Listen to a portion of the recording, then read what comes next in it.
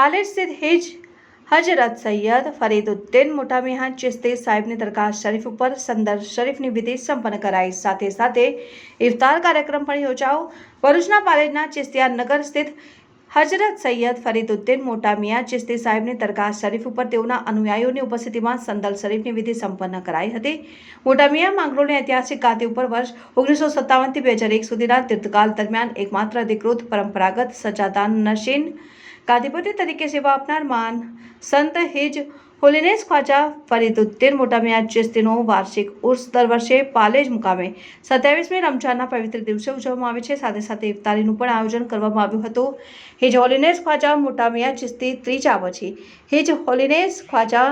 નિઝામુદ્દીન મોટા મિયાँ ચિશ્તી ગાદી ઉપર આવ્યા હતા અને ત્યારબાદ વંશ પરંપરાગત વિશેષ પરંપરા મુજબ વર્ષ 1957માં હિજ હોલીનેસ ખ્વાજા ફરીદુદ્દીન મોટા મિયાँ ચિશ્તી સૌની વિશેષ હાજરીમાં વિધિવત રીતે પરંપરાગત ગાદીપતિ બન્યા હતા અને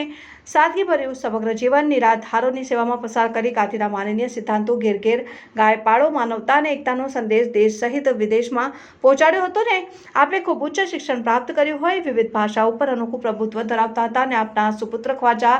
સલીમુદ્દીન